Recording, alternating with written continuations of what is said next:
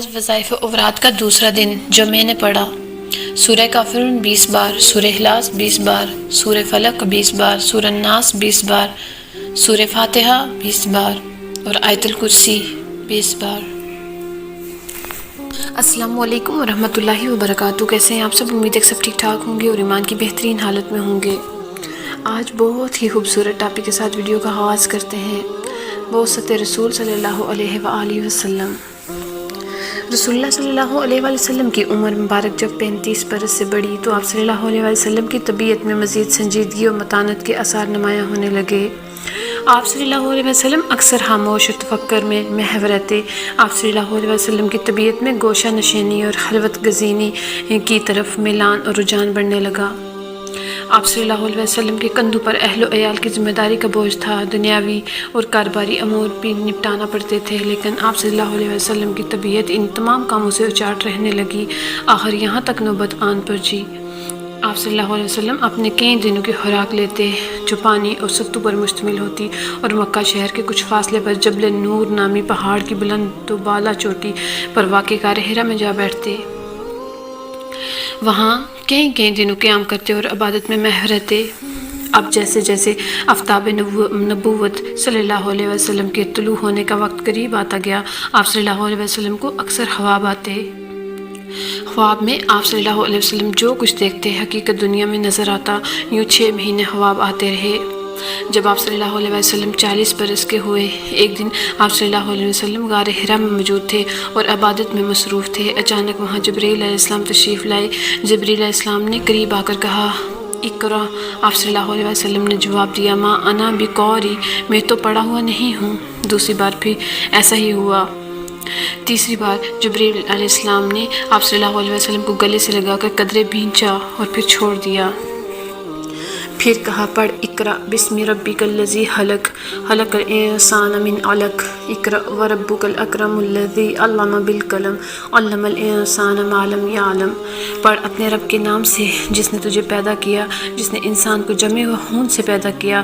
پڑھ، اور تیرا رب بڑا مہربان ہے جس نے قلم کے ذریعے علم سکھایا اور انسان کو وہ سکھایا جو وہ نہیں جانتا تھا۔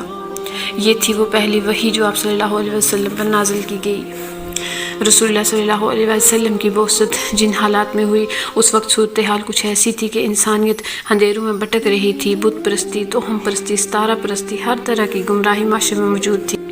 تب اللہ تعالیٰ نے آپ صلی اللہ علیہ وسلم کو نبوت کا شرف بخشا۔ پہلی وحی کے بعد آپ صلی اللہ علیہ وسلم خلاف معمول جلدی گھر آئے اور اپنی زوجہ محترمہ حضرت خدیجہ رضی اللہ تعالیٰ عنہا سے فرمایا، مجھے چادر اڑا دو، مجھے چادر اڑا دو۔ جس پر حضرت خدیجہ رضی اللہ تعالیٰ عنہا نے چادر اڑا دی۔ جب طبیعت تھوڑی سنبھلی تو حضرت خدیجہ رضی اللہ تعالیٰ عنہ کو سب بتا دیا۔ حضرت خدیجہ رضی اللہ تعالیٰ عنہ بھی بہت حیران ہوئی اور حضرت خدیجہ رضی اللہ تعالیٰ نے آپ صلی اللہ علیہ وسلم کو تسلی دی اور آپ صلی اللہ علیہ وسلم کو ورقہ بن نوفل کے پاس لے گئی، جو حضرت خدیجہ رضی اللہ تعالیٰ عنہ کے چچا زاد بھائی تھے، جو رائے حق یعنی نصرانیت کو قبول کر چکے تھے اور کتاب انجیل بھی پڑھتے تھے۔ عمر رسیدہ ہونے کی وجہ سے آنکھوں سے نابینا تھے۔ اب حضرت محمد مصطفیٰ صلی اللہ علیہ وسلم غار حرا کا سارا ماجرا بیان کیا۔ ورقہ بن نوفل نے جواب دیا، یہ تو وہی ناموس ہے جو اللہ نے حضرت موسیٰ علیہ السلام کی جانب نازل کیا تھا۔ پھر فرمایا، کاش میں اس وقت تک زندہ رہتا جب آپ صلی اللہ علیہ وسلم کی قوم آپ کو شہر سے نکال دے گی۔ آپ صلی اللہ علیہ وسلم نے حیران ہو کر پوچھا کہ کیوں؟ تو انہوں نے کہا کہ جب بھی کسی نے ایسی تعلیم پیش کی جو آپ صلی اللہ علیہ وسلم لے کر آئے ہیں تو اس کے ساتھ ایسے ہی دشمنی ہوئی۔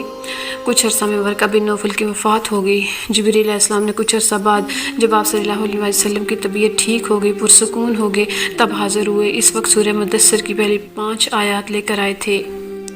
رسول اللہ صلی اللہ علیہ وسلم خود فرماتے ہیں، میں جا رہا تھا کہ اچانک آسمان کی طرف سے آواز آئی۔ میں نے دیکھا کہ حضرت جبرائیل علیہ السلام تھے اور زمین و آسمان کے درمیان کرسی لگائے بیٹھے تھے۔ میں گھبراہٹ کی وجہ سے زمین پر بیٹھ گیا اور پھر گھر پہنچا اور اپنی اہلیہ سے کہا، مجھے کوئی چادر اڑا دو، مجھے کوئی چادر اڑا دو۔ انہوں نے چادر اڑا دی۔ تب اللہ تعالیٰ نے سورہ مدثر کی پہلی 5 آیات نازل کی، یا ایھا المدثر قم فانذر وربک فکبر وثیابک فطہر والرجز فہجر۔ اے چادر اوڑھنے والے، اٹھ کھڑے ہو جا اور آگاہ کرو اور اپنی بڑائی بیان کرو اور اپنے کپڑوں کو پاک رکھو اور ناپاکی سے دور رہو۔ تب آپ صلی اللہ علیہ وسلم پر دوسری وحی نازل ہوئی تھی۔ یہ تھا آپ صلی اللہ علیہ وسلم کے بعثت کا واقعہ۔ ملتے ہیں آپ صلی اللہ علیہ وسلم کے بعثت کے مزید واقعات کو آگے بڑھاتے ہوئے۔ تب تک اپنا بہت سارا خیال رکھیے گا۔ ویڈیو پسند ہے تو لائک کر کے سبسکرائب کرنا مت بھولیے گا۔ ہمیشہ یاد رکھیے گا، we can and we will take care. اللہ حافظ۔